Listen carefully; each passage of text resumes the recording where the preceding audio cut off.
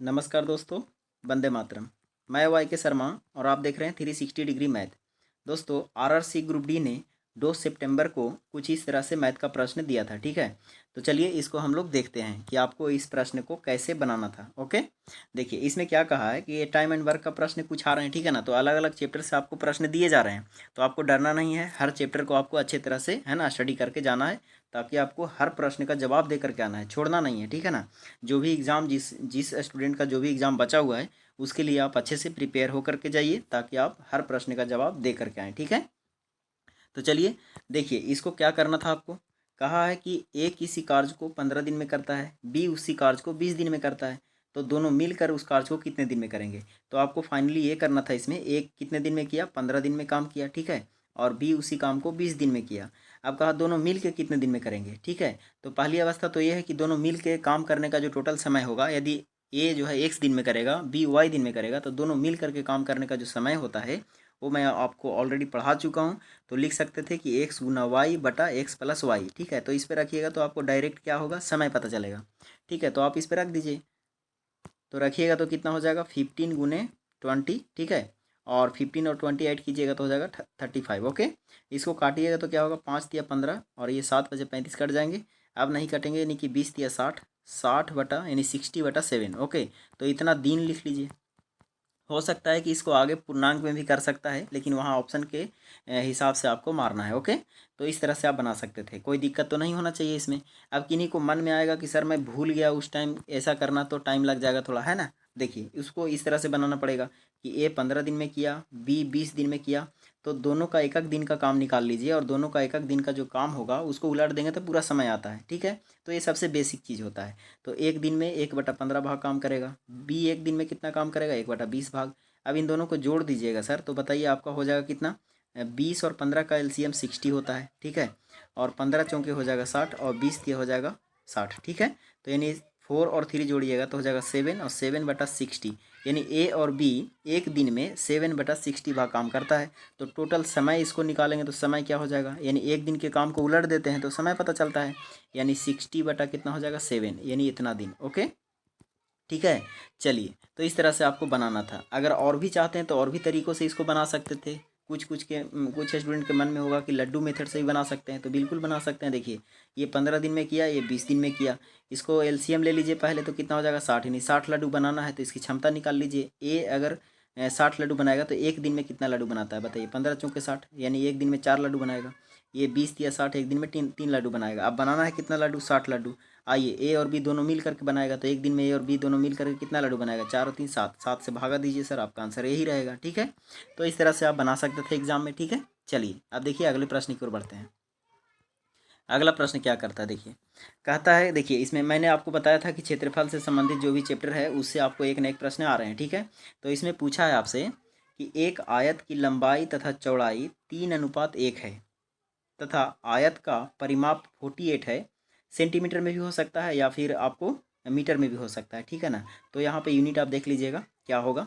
तो आयत का चौड़ाई ज्ञात कीजिए। ठीक है, तो चलिए मान लेते हैं ये सेंटीमीटर में होगा, यानी कि आपको परिमाप 48 सेंटीमीटर दिया गया है। ठीक है, तो इसमें कुछ नहीं करना था आपको दोस्तों, क्या करना था कि देखिए आयत के लंबाई, यानी आयत के लंबाई को एल मान लीजिए, चौड़ाई को बी मान लीजिए, तो इन दोनों में रेशियो दिया गया है 3 रेशियो कितना 1।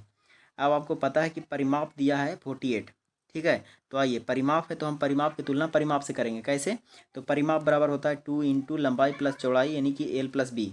अब आइए इन दोनों को जोड़िएगा तो 3 और 1 कितना होगा 4, 4 यहाँ रखिएगा तो 4 दूना कितना होगा 8, यानी कि हम 48 की तुलना कितना से कर सकते हैं 8 से, और जो निकालना है उसको हम बगल में गुना कर सकते हैं। बताइए कहा कि आयत की चौड़ाई क्या है, तो आयत की चौड़ाई के लिए कितना से गुना कीजिएगा, 1 से गुना कीजिएगा दोस्तों, तो आपका आंसर आ जाएगा, यानी कि 8 6 48, यानी 6 सेंटीमीटर। आई बात समझ में, ठीक है ना। चलिए तो कोई दिक्कत तो नहीं होना चाहिए, इसको इस तरह से बनाना था आपको। चलिए अगला प्रश्न देख लेते हैं। देखिए ट्रेन से संबंधित भी आपको प्रश्न आ रहे हैं हर शिफ्ट में। ठीक है ना, तो ट्रेन अच्छे से पढ़ के जाना है आपको। ठीक है, और वीडियो थोड़ा अच्छा लग रहा है दोस्तों तो थोड़ा वीडियो को लाइक और चैनल को सब्सक्राइब करने की कोशिश कीजिए। ठीक है, चलिए देखिए इसमें क्या कहा कि एक ट्रेन 45 किलोमीटर प्रति घंटा की चाल से चलते हुए किसी खंभे को 24 सेकेंड में पार कर जाती है, तो ट्रेन की लंबाई क्या है। दोस्तों याद रखिए कि याद रखिएगा कि ट्रेन जो है ना, किसी खंभे को, यानी जिसका दूरी नगण्य के बराबर हो, ना के बराबर होता है, जैसे कि जैसे कोई आदमी है, सिग्नल है, खंभा है, तो ट्रेन अगर किसी खंभे को पार करे, सिग्नल को पार करे, ठीक है, तो ऐसे अवस्था में ट्रेन के द्वारा तय की गई दूरी जो होगा वो खुद उसकी लंबाई होगा, यानी कि ट्रेन की लंबाई होगा, याद रखिएगा, ठीक है। तो कहा कि ये ट्रेन जो है 45 किलोमीटर प्रति घंटा की चाल से चल रही है और इसको 24 सेकेंड में पार कर जाती है, किसको, खंभे को, ठीक है। तो कहा कि बताइए ट्रेन का लंबाई क्या है। तो मैंने क्या कहा कि यदि ट्रेन किसी सिग्नल को, किसी खंभे को, किसी आदमी को पार करता है तो ट्रेन के द्वारा तय की गई कुल दूरी जो होगा वो ट्रेन की खुद अपनी लंबाई होगा। तो बताइए दूरी बराबर क्या पढ़े हैं हम लोग, दूरी बराबर होता है चाल गुना समय, यही ना होता है, चाल गुना समय, ओके।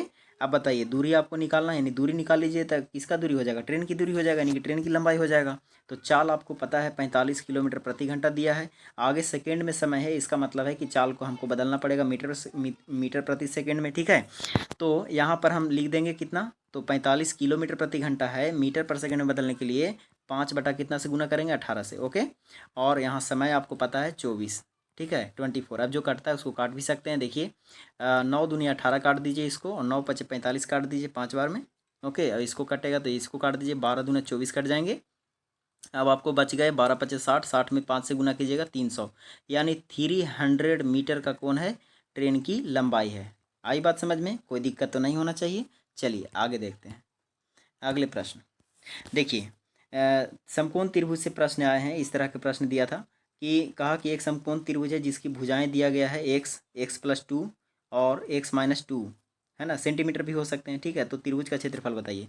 अच्छा एक चीज़ आप ध्यान रखिए इसमें कि इसी तरह के प्रश्न को कैलकुलेटिव प्रश्न बोलते हैं सर, ठीक है ना, क्योंकि इसमें ध्यान रखिए कि अगर समकोण त्रिभुज है तो समकोण त्रिभुज में सबसे बड़ी भुजा क्या होगा, कर्ण होगा। इसका मतलब है सबसे बड़ा इसमें कौन हो सकता है, तो x+2 हो सकता है। तो x+2 किसका लंबाई होगा, कर्ण की लंबाई होगा, ठीक है। तो यहाँ 90 डिग्री का एंगल जब बनेगा तो इसका वैल्यू x ले सकते हैं और इसका x-2 ले सकते हैं, कोई दिक्कत नहीं है। या तो इसी को x मान सकते हैं या इसका x-2 मान सकते हैं, ठीक है। तो इसमें दो में कोई भी चेंजिंग कर सकते हैं, लेकिन कर्ण की लंबाई सबसे बड़ा वाला होगा, ठीक है। तो देखिए इसमें अब आपको कैलकुलेशन आ जाएगा, कैलकुलेशन फंसाएगा, लेकिन कैलकुलेशन से बचने के लिए आपको एक चीज़ याद रखना होगा, क्या, तो वो होता है पाइथागोरस ट्रिपलेट। तो ट्रिपलेट अगर याद होगा तो आप ट्रिपलेट में पता होगा कि एक भुजा 3, एक भुजा 4, तो एक भुजा 5 होता है, समकोण त्रिभुज का भुजा है और सबसे बड़ी भुजा क्या होता है, कर्ण। तो इसके सहारे आप इसका आंसर आसानी से दे सकते थे, अगर नहीं भी याद रहेगा तो मैं इसका कैलकुलेशन दे दूंगा, वहाँ से आप आसानी से निकाल सकते हैं, ठीक है। फिलहाल आप ट्रिपलेट से बनाइए इसको, जस्ट एकदम बन जाएगा, आप ट्रिपलेट अगर याद रहेगा तब। देखिए ट्रिपलेट का फ़ायदा होता है, अगर इसमें 2 से मल्टीप्लाई करते हैं तो यहाँ भी 2 से, यहाँ भी 2 से, यानी कि अगला ट्रिपलेट जो होगा 6, 8, 10 होगा। अब याद रखिए दोस्तों कि यदि आप x के मान 8 रखते हैं, ठीक है, x का मान रख रख के आप चेक कर सकते हैं, तो सबसे बड़ी भुजा तो 10 होगा, यानी इसका हम चेक नहीं कर सकते, तो x का मान हम 8 ले सकते हैं या 6 ले सकते हैं। तो अगर आप 6 लीजिएगा दोस्त, तो देखिए यहाँ 6 लीजिएगा तो 6 हो जाएगा, और 6 में से 3 जाएगा, 2 चला जाएगा तो 4 हो जाएगा। तो 4 6 का ट्रिपलेट नहीं बनता है, ठीक है। तो 4 और 6 का ट्रिपलेट यहाँ रखिएगा तो ये फुलफिल नहीं करेगा। तो 8 रखिएगा, तो देखिए 8 में क्या होता है कि जैसे ही यहाँ 8 रखिएगा तो इसका मान हो जाएगा 6 और इसका मान हो जाएगा 10। देखिए तो इसका ट्रिपलेट फुलफिल कर रहा है कि नहीं, ठीक है। तो इसका मतलब है कि इसका भुजा x का मान कितना होना चाहिए, 8 होना चाहिए, और एक भुजा कितना हो जाएगा 6, और एक भुजा ये कितना हो जाएगा 10। तो अब आपसे त्रिभुज का क्षेत्रफल पूछा था, तो क्षेत्रफल बराबर क्या होता है, हाफ गुने आधार, आधार इसको मानिए कोई दिक्कत नहीं है, आधार गुना ऊंचाई, ऊंचाई कितना है 6। तो यही आपको करना था, आपका आंसर आ गया। देखिए तो जो कटता है काट दीजिए, यानी कि 3 दूना 6 कटेंगे, 8 तिया 24, यानी 24 सेंटीमीटर स्क्वायर क्या है, ये क्षेत्रफल आ गया आपको समकोण त्रिभुज का। लेकिन किन्हीं के मन में होगा सर ट्रिपलेट अगर माइंड में नहीं आया तब हम उस अवस्था में क्या कर सकते हैं, तो उस अवस्था में आपको यही करना होगा, क्योंकि आपको कैलकुलेशन बढ़ जाएगा। कैसे बढ़ जाएगा चलिए बताते हैं। फिलहाल आपको ये सबसे बेस्ट था, ट्रिपलेट याद रखिए और त्रिभुज का क्षेत्रफल निकालिए, ठीक है। लेकिन अगर नहीं याद है तो आपको ये चीज़ आपको ध्यान में रखना पड़ेगा, ये x प्लस कितना होगा 2, क्योंकि सबसे बड़ा भुजा कर्ण होगा, इसको x मानिएगा तो ये x-2 होगा, ठीक है। अब आपको पता होना चाहिए कि कर्ण का स्क्वायर बराबर होता है आधार का स्क्वायर जोड़ लंब का स्क्वायर, ठीक है, होता है कि नहीं। तो आप यहाँ से ये चीज़ कर सकते थे कि x+2 का होल स्क्वायर बराबर लिख सकते थे x का होल स्क्वायर, ठीक है, x का स्क्वायर प्लस में इसका, यानी x-2 का होल स्क्वायर। अब यहाँ से सोल्यूशन आप कीजिएगा, तब आपका जा करके x का वैल्यू आएगा 8। आई बात समझ में। समझ में आ रहा है ना, ये आसान है, आप सोल्यूशन कर सकते हैं। ए प्लस बी का होल स्क्वायर, ए माइनस बी का होल स्क्वायर, उसके बाद आगे बढ़ाइएगा तो आपका इक्वेशन आ जाएगा, यानी समीकरण आ जाएगा जिसका वैल्यू आपको 8 आएगा। ठीक है, तो ये आप करते रहिएगा घर पर, ठीक है ना, क्योंकि सर ये वीडियो में हम उतना लंबा तक बता नहीं पाएंगे, ठीक है ना। अगर आपको लगता है कि बता देना चाहिए तो चलिए मैं बता ही देता हूँ, ठीक है ना। देखिए कोई दिक्कत नहीं है, इसका सोल्यूशन आप कीजिएगा तो कैसे कीजिएगा, एक्स प्लस टू का होल स्क्वायर कीजिएगा तो एक्स स्क्वायर होगा, plus 2ab plus B square होता है, 2ab मतलब 4x, और प्लस बी स्क्वायर का मतलब हो जाएगा ये 4। आई बात समझ में, इधर से एक्स स्क्वायर कीजिएगा और ये a minus x minus two का होल स्क्वायर कीजिएगा तो यहाँ से हो जाएगा x square, a square plus B square minus 2ab होता है, तो a square plus B square का मतलब 4 लिख सकते हैं, और माइनस 2ab का मतलब ये हो जाएगा 4x। ठीक है, अब यहाँ से सोल्यूशन कीजिएगा, देखिए 4 प्लस में कट जाएगा, इधर में आपको बचेगा एक्स, एगो एक्स कट जाएगा, ठीक है, एक्स स्क्वायर। अब बचा क्या है यहाँ पर, तो एक्स स्क्वायर इधर है, इधर 4x बचा हुआ है, इधर माइनस 4x, तो यानी कि आप टोटल लिख सकते हैं, तो यहाँ से लिखिएगा एक्स ए 4x, देखिए लिख देता हूँ ताकि आपको ऐसा नहीं लगे कि सर ये छोड़ के चले गए। देखिए यहाँ से आप लिख सकते थे एक्स स्क्वायर, और ये हो जाएगा माइनस 4 और 4 8 एक्स हो जाएगा, और बराबर हो जाएगा 0। ठीक है, तो यहाँ से आप इसको एक्स कॉमन ले सकते थे, ठीक है, तो एक्स जब कॉमन लीजिएगा, एक्स कॉमन लीजिएगा तो क्या बचेगा, देखिए एक्स जब कॉमन लीजिएगा तो बचेगा एक्स माइनस 8, ओके, और बराबर हो जाएगा 0। अब देखिए मैंने कहा कि इसके बराबर भी 0 है, इसके बराबर भी 0 है, तो एक्स बराबर 0 हो जाएगा एक वैल्यू, और एक वैल्यू हो जाएगा एक्स बराबर 8। तो आप 0 तो ले नहीं सकते हैं, तो कितना लेंगे 8, यानी एक्स का वैल्यू कितना है 8, तो एक्स का वैल्यू यहाँ 8 रखिएगा तो ये 6 होगा, तो ये 10 होगा। ठीक है, तो वहाँ से आप 8 6 10 आ गया, तो आपके पास त्रिभुज का क्षेत्रफल पूछा था, तो हाफ गुने आधार गुने ऊंचाई कर सकते थे, यानी 8 गुने 6 कर सकते थे। ठीक है, कोई दिक्कत तो नहीं होना चाहिए। अब चलिए आगे बढ़ जाते हैं। देखिए तो इस तरह से आपको यही सब चीज़ को लगता है कि कैलकुलेशन का प्रश्न पूछा है, लेकिन आपको वहाँ पर थोड़ा सा मैनेज करना है ताकि आपको ट्रिपलेट याद रखना है, ठीक है ना। देखिए इसमें क्या कहा कि एक 80 लीटर के मिश्रण में दूध और पानी का अनुपात 3:1 है, इसमें कितना पानी और मिलाया जाए कि अब दूध और पानी का अनुपात 2:3 हो जाए। देखिए ये बहुत इंपॉर्टेंट प्रश्न है, ये एलिगेशन का प्रश्न है, मिश्रण का प्रश्न है, ठीक है, और रेशियो में भी ये प्रश्न आते हैं, ठीक है ना। तो कहा कि 80 लीटर का एक मिश्रण है, और इस मिश्रण में मिल्क और वाटर का रेशियो दिया गया, मिल्क और वाटर, मिल्क कितना है 3 और वाटर कितना है 1। आगे कहा कि इसमें कितना पानी और मिलाया जाए कि अब अनुपात जो है वो 2:3 हो जाए, तो 2:3 हो जाए। ठीक है, देखिए इस तरह के प्रश्न में आप पढ़ के देखिएगा तो कहेगा पानी मिलाया जाए, कभी कहेगा दूध मिलाया जाए, ठीक है ना। तो ऐसा प्रश्न मैंने ऑलरेडी आपको टेस्ट सीरीज में भी कराया था, ठीक है। तो यहाँ पर क्या मिला रहा है दोस्त, देखिए पानी मिलाया जाए, ठीक है ना, क्वेश्चन में कह रहा है कि कितना पानी और मिलाया जाए। तो याद रखिए जब पानी मिला रहे हैं तो पानी की मात्रा में वृद्धि और कमी हो सकता है, मानते हैं, लेकिन दूध तो नहीं कम बेसी होना चाहिए। तो देखिए तो यहाँ दूध में चेंजिंग आ गया, इसका मतलब है कि पानी मिला रहा है तो दूध को सेम करेंगे, और दूध मिलाता तो पानी को सेम करते। तो यहाँ पानी मिला रहा है, दूध को सेम करेंगे, दूध को सेम करने के लिए नीचे वाले दूध से ऊपर वाला में गुना करेंगे समीकरण में, रेशियो में, और ऊपर वाले दूध से नीचे वाले रेशियो में गुना करेंगे। ठीक है, तो इससे फ़ायदा हो जाएगा, क्या फ़ायदा हो जाएगा ज़रा ध्यान से देखिए, ये हो जाएगा 3 दूना 6 हो गया, और ये हो जाएगा 3 दूना 6। देखिए मिल्क मिल्क बराबर हो गया कि नहीं, तो इसका फ़ायदा यहाँ होगा, ये हो गया 2, और ये हो गया आपको 3 तिहाई 9। आई बात समझ में। देखिए पहले वाटर जो था वो 2 लीटर था, अब हो गया 9 लीटर, कितना लीटर बढ़ गया, तो 7 लीटर बढ़ गया। आइए किताब के अनुसार टोटल मिश्रण है 80 लीटर, हम लोग कितना कहेंगे 6 और 2 8 लीटर, क्योंकि नया वाला से चलना है सर, पुराना वाला से नहीं, ठीक ना। तो 6 और 2 कितना लीटर 8 लीटर। अब कहा कि पानी कितना मिलाएं, तो देखिए 2 लीटर था, हो गया 9 लीटर, कितना लीटर पानी मिलाए 7 लीटर, तो 7 से गुना कीजिए, 8 दो 80 कटेंगे, और 10 सत्ते 70, यानी कि 70 लीटर पानी इसमें वाटर मिलाया गया। ओके, तो इस तरह से आपका ऑप्शन देख करके मारना है, ठीक है।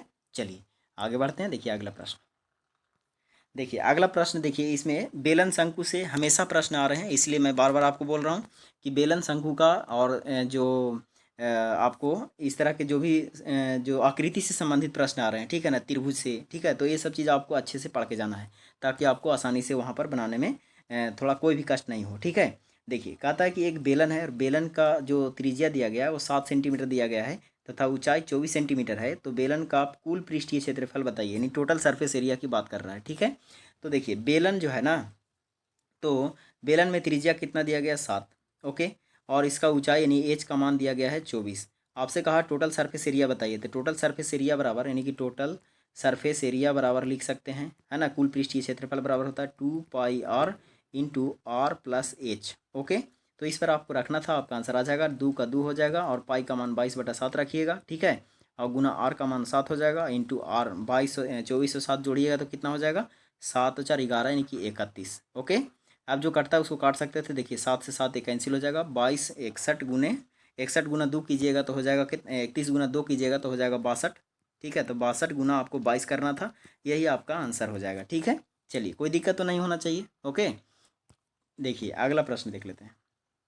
देखिए इस प्रश्न में ये जो प्रश्न पूछा है इसमें आपको एलसीएम और एचसीएफ से संबंधित प्रश्न पूछा गया है, ठीक है ना। तो एलसीएम और एचसीएफ चैप्टर से भी प्रश्न आ रहे हैं, ठीक है, अलग अलग तरह का प्रश्न उसमें दिया जा रहा है, ठीक है। तो इसमें कहा कि वह बड़ी से बड़ी संख्या ज्ञात कीजिए जिसे 158 और 285 से भाग देने पर शेष जो है ना 4 और 5 बचे। एकदम सेम टाइप मैंने ऑलरेडी आपको टेस्ट सीरीज में कराया था और टाइप में भी बताया था, ठीक है। इसमें आपको कहा कि 158 से जब भाग देते हैं, ठीक है ना, 158 से और 285, तो कहा कि इसमें 4 शेष बचता है, इसमें 5 शेष बचता है, तो इसमें 4 शेष बचा और इसमें कितना शेष बचा, 5। तो अगर हम 4 और 5, इसमें से 5 और इसमें से 4 अगर हम लेस कर देते हैं तो बाकी जो संख्या बचेगा वो पूरी तरह से डिविजिबल होगा कि नहीं, ठीक है। तो पूरी तरह से डिविजिबल हो जाएगा, इसका मतलब है 158 में से 4 आप लेस कीजिएगा सर तो बचेगा आपको 154, और इसमें लेस कीजिएगा आप 5 तो ये बचेगा 280। अब आपको इन दोनों का एचसीएफ आपको पता करना था, यानी कि बड़ी से बड़ी संख्या का बात हो रहा है तो बड़ी से बड़ी संख्या कौन होता है, उसका एचसीएफ होता है। तो इन दोनों संख्या का आपको एचसीएफ निकालना है। तो इसका एचसीएफ निकालने का बहुत सारे तरीके हो सकते हैं, ठीक है। कोई भाग विधि से निकालेंगे, कोई गुणनखंड विधि से निकालेंगे, कोई अंतर करके भी उसको निकालेंगे, ठीक है। तो चलिए इसका गुणनखंड विधि से देख लेते हैं, यानी कि इसका अगर आप गुणनखंड कीजिएगा तो क्या कर सकते हैं गुणनखंड में, देखिए इसको लिखिएगा तो कितना हो जाएगा, 22 गुने 7 154 होता है। तो आप लिख सकते हैं 11 गुना 2 गुना 7, ठीक है। और इसका अगर आप गुणनखंड कीजिएगा तो 14, इसमें भी आ रहा है, देखिए तो 7 गुना 2 14 हो जाएगा, और 14 दूनी 28 हो जाएगा, ठीक है। और 5 दूना 10 हो जाएगा, यानी कि 5 गुने 2, ठीक है। तो इतना हो गया। अब इसमें देखिए क्या मिल रहा है, दोनों में जो कॉमन मिलेगा वही इन दोनों संख्याओं का एचसीएफ कहलाएगा। देखिए तो 7 दूना 14, 14 इधर मिल रहा है, और 7 दूना 14, 14 इधर मिल रहा है। इसके अलावा कोई संख्या मिल रहा है नहीं, इसका मतलब है कि इसका एचसीएफ कितना होना चाहिए, 14 होना चाहिए, यानी कि इसका आंसर 14 होना चाहिए। ओके, ऑप्शन नंबर आप देख लीजिएगा, ठीक है, जो भी आपको दिया गया होगा तो इस तरह से आपको बनाना था, ठीक है। देखिए अगला प्रश्न देख लेते हैं। अगला प्रश्न क्या कह रहा है, देखिए तो कहा है कि किसी वस्तु का, यानी कि आपको छूट बट्टा प्रतिशत से भी आपको प्रश्न आ रहे हैं, ठीक है ना। तो ध्यानपूर्वक आपको तैयारी उसकी भी करके जाना है, ठीक है। कहा कि किसी वस्तु का अंकित मूल्य एक सौ रुपया है, 100 रुपया मान लिया जाए, माना है 100 रुपया, पर 20% यानी उस पर, है ना, वस्तु पर 20% छूट दिया जाता है तथा 12.5% टैक्स लगा दिया जाता है, तब उसका विक्रय मूल्य जो है 360 रुपये हो जाता है। तो वस्तु का अंकित मूल्य क्या है। देखिए बहुत अच्छा क्वेश्चन दिया है, लेकिन समझने वाला क्वेश्चन है, कोई हार्ड नहीं है, नॉर्मल प्रश्न है, ठीक है।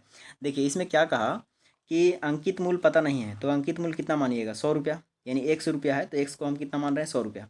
अगर आप 100 रुपया पर 20% बटा दीजिएगा तो कितना रुपया इसका मूल्य होना चाहिए, 80 रुपया, ठीक है। 100 रुपया पर 20% छूट दे दीजिएगा तो कितना रुपया आएगा, 80 रुपया। लेकिन 80 रुपया पर कहा कि 12.5% टैक्स लगा दिया जाता है, ये विक्रय मूल्य नहीं है, क्योंकि हम इतना में नहीं बेचेंगे, क्योंकि इस पर टैक्स दे रहा है। तो टैक्स कितना दे रहा है, 12.5%। अब 80 का 12.5% आप लीजिएगा तो कितना हो जाएगा, 80 का 12.5%, 12.5% का मतलब होता है 1/8 फ्रैक्शन में, याद रखिएगा, फ्रैक्शन याद रखिएगा। देखिए 12.5% है ना, तो नीचे आएगा तो 100 हो जाएगा, और दशमलव के बदला भी 100 एक जीरो आएगा। तो इसको काटिएगा तो 25 बार में काटिएगा तो 25 पचे 25 से कटेगा, 25 चौके 100 कटेगा, 8 पचे 40 कटेगा, 8 यानी 1/8। तो इसका 1/8 लीजिएगा तो 10 रुपया होगा, यानी 10 रुपया वो टैक्स देता है। तो 80 रुपया और 10 रुपया टैक्स, कितना रुपया हो गया, 90 रुपया, ठीक है। तो ये 90 रुपया अब उसका क्या हो गया, विक्रय मूल्य हो गया। लेकिन किताब के अनुसार कहा कि विक्रय मूल्य कितना हो जाता है, 360। हम लोग कहेंगे तो विक्रय मूल्य कितना हो जाता है, 90। और आपसे पूछा अंकित मूल्य क्या है, तो अंकित मूल्य आप कितना माने हैं, 100 रुपया, तो 100 से गुना कीजिए, ठीक है। यही आपका आंसर होगा। 1 जीरो से 1 जीरो कैंसिल हो जाएगा, 9 चौके 36, 4 बार में, यानी कि 400 रुपया, यानी वस्तु का अंकित मूल्य कितना है, 400 रुपया है। आई बात समझ में, कोई दिक्कत तो नहीं है, ठीक है। तो इस तरह से आपको बनाना था, कोई दिक्कत नहीं होना चाहिए। देखिए कुछ कुछ प्रश्न आपको जो है ना वो आ रहे हैं आपको समीकरण से, द्विघात समीकरण से, जैसे कि कहा देता है कि द्विघात समीकरण में है ना 2 मूल दिए गए हैं, ठीक है। जैसे मान लेते हैं एक मूल 3 है और एक मूल आपको दिया है 4। तो मूल मतलब क्या होता है, तो द्विघात समीकरण में मूल जो होता है एक अल्फा होता है एक बीटा होता है, 2 ही मूल होते हैं, ठीक है। तो द्विघात समीकरण में दो मूल होते हैं, तो अल्फा बीटा मान लीजिएगा उसको। तो अल्फा बराबर 3 और बीटा बराबर कितना 4। अब इसमें कहता है कि समीकरण बताइए कि निम्न में से कौन उसका समीकरण हो सकता है। ऐसा प्रश्न हर शिफ्ट में देखने को आ रहा है, ठीक है। तो इसमें क्या करना था आपको कि आपको याद रखना है कि द्विघात समीकरण का फॉर्मूला क्या होता है। द्विघात समीकरण का फॉर्मूला जो समीकरण का होता है वो होता है x square minus alpha plus beta into x plus alpha into beta, ठीक है। तो इस पर आपको रखना होता है। हर शिफ्ट में आपको इस तरह के प्रश्न देखने को मिल रहा है, ठीक है। तो इसमें आप रख दीजिएगा एक्स स्क्वायर के एक्स स्क्वायर होगा अल्फ़ा प्लस बीटा, मतलब 3 और 4 जोड़िएगा तो 7 हो जाएगा, यानी कि 7x, ठीक है। और प्लस हो जाएगा अल्फ़ा इंटू बीटा, यानी 4 में 3 से गुना कर दीजिएगा, 4 तिया कितना हो जाएगा 12, और इतना बराबर 0। तो इस तरह से समीकरण आपको देख करके मारना है ऑप्शन में, है ना। हर शिफ्ट में इस तरह का प्रश्न पूछे जा रहे हैं, ठीक है।